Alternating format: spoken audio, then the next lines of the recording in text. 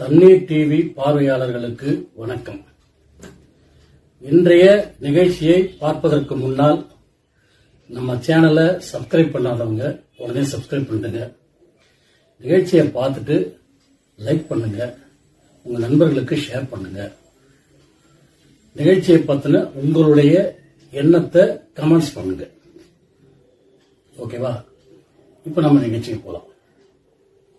இந்த நிகழ்ச்சி என்ன அப்படின்னு பாத்தீங்கன்னாக்கா, வரலாறு மிக முக்கியம் அப்படிங்கிறது இந்த நிகழ்ச்சியோட பெயர். நம்ம நாட்டில் முன்னோர்களுடைய வரலாற்றை எல்லாம் நாம் மறந்து கொண்டிருக்கின்றோம். இன்றைய சமூகத்தினரும் சரி, வருங்கால சந்ததியினரும் சரி, அவற்றை தெரிந்து கொள்வதில் ஆர்வம் காட்டுவதில் மிகவும் குறைவாக இருக்கிறது.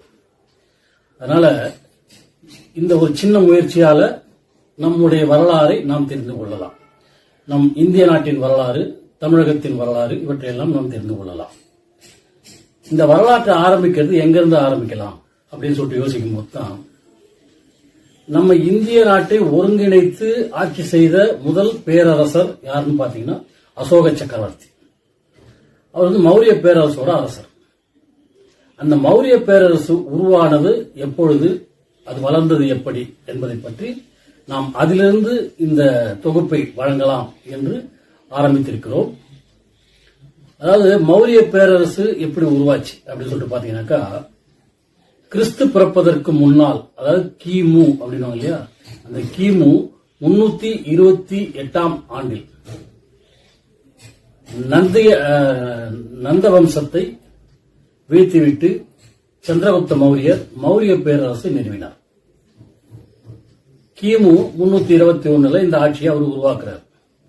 உருவாக்கிட்டு அவரு சிறப்பான முறையில் இந்தியாவை ஒருங்கிணைச்சு ஆட்சி செஞ்சுட்டு வர்றாரு. ஆனால் அந்த மௌரிய பேரரசிலேயே சிறப்பான ஆட்சி, பொற்கால ஆட்சி அப்படின்னு சொல்லிட்டு சொன்னோம்னா யாருடைய ஆட்சின்னு பாத்தீங்கன்னா அசோகருடைய ஆட்சி தான். அவர் தான் சாம்ராட் அசோகர், அதாவது சக்கரவர்த்தி அப்படிங்கிற பட்டமெல்லாம் வாங்கினவர். மிக சிறந்த ஆட்சியாளராக அவர் தான் ஆட்சி செஞ்சிருக்கிறார். அவர் யாருன்னு கேட்டீங்கன்னா சந்திரகுப்த மௌரியரோட பேரன். இவருடைய ஆட்சி காலத்தில் இவர் என்னென்ன பண்ணிருக்காருன்னு பாத்தீங்கன்னாக்கா,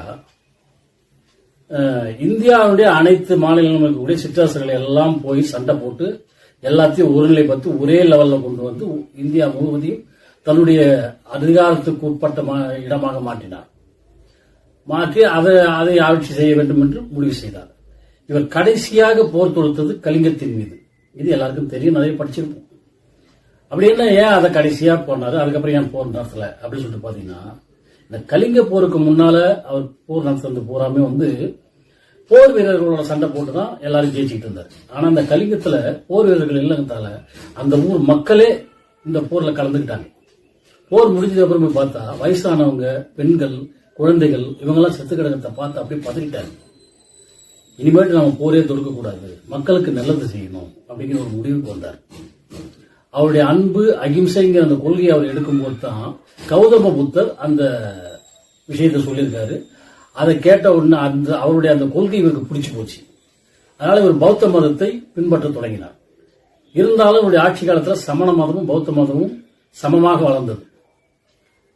இவரு மனம் மாறியதுக்கு அப்புறம் என்ன பண்ணார் அப்படின்னு சொல்லிட்டு பாத்தீங்கன்னாக்கா, இந்தியா முழுக்க அனைவரும் நடந்து செல்வதற்கும் வாகனங்களில் செல்வதற்கும் பாதைகள் வேண்டும். அதனால இந்தியா முழுக்க பெரிய பாதைகளை உருவாக்கினார். பாதைகளின் இருபுறமும் மரங்களை நட்டு இயற்கைக்கு வளம் சேர்க்க செய்தார்.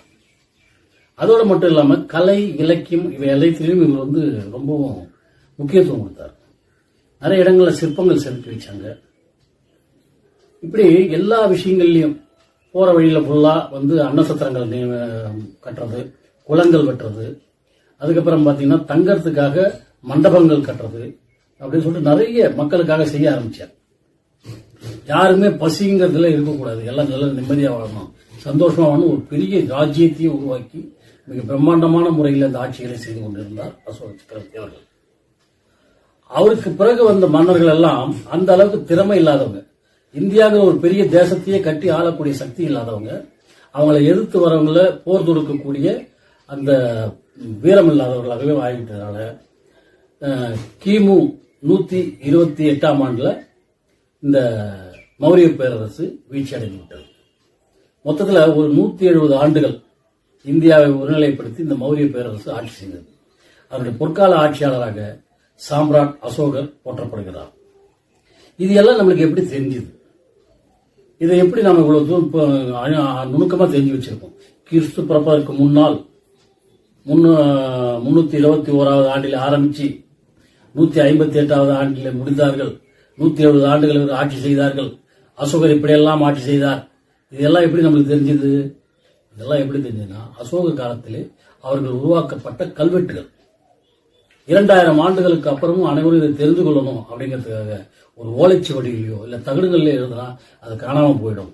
அதனால பெரிய பெரிய பாறைகள்ல கல்வெட்டுகளா உருவாக்குங்க. அந்த கல்வெட்டுகள் மூலமா எல்லாம் தெரியட்டும். வருங்கால சந்ததியினருக்கு நம்முடைய பேரரசனுடைய அனைத்து விஷயங்களும் தெரியணும் அப்படின்னு சொல்லிட்டு அவங்க எழுதினாங்க. அது மட்டும் இல்லாம சாணக்கியர் அர்த்த சாஸ்திரத்துல முழுக்க முழுக்க மௌரிய பேரரசை பற்றி மிக சிறப்பாக சொல்லியிருக்கிறார். இப்படி எல்லா விதமான ஆதாரங்களோடு தான் இந்த விஷயங்கள் அனைத்தும் நமக்கு தெரிய வந்திருக்கின்றது. இப்படி மௌரிய பேரரசு மிக சிறப்பான முறையிலே ஆட்சி செய்தார்கள் என்பதை இந்த நிகழ்ச்சியிலே நாம் தெரிந்து கொண்டோம். ஓரளவுக்கு சுமாராக தான் சொல்லியிருக்கேன். நீங்க முழுமையா தெரிஞ்சுக்கணும்னாக்கா அர்த்த சாஸ்திரத்தை படிக்கலாம். இன்னும் கூகுள்ல போயிட்டு நிறைய விஷயங்களை மௌரிய பேரரசை பற்றி தெரிஞ்சுக்கலாம். இப்படி வரலாறு முக்கியம் அப்படிங்கிற இந்த பகுதியில மௌரிய பேரரசு தெரிஞ்சுக்கிட்ட நாம நம்ம தமிழகத்தை ஆட்சி செஞ்ச மன்னர்களை பத்தி தெரிஞ்சுக்கணும் இல்லையா? தெரிஞ்சுக்குவோம் அடுத்த பகுதியில. இதை இதுவரை கவனித்து நீங்கள் அனைவரும் சிறப்பாக இதை போற்ற வேண்டும், இதை ஏற்றுக்கொள்ள வேண்டும், இதை உங்கள் நண்பர்களுக்கு பகிர வேண்டும் என்று கூறி வாய்ப்பு தந்தமைக்கு நன்றி பாவித்து விடைபெறுகிறேன். நன்றி, வணக்கம்.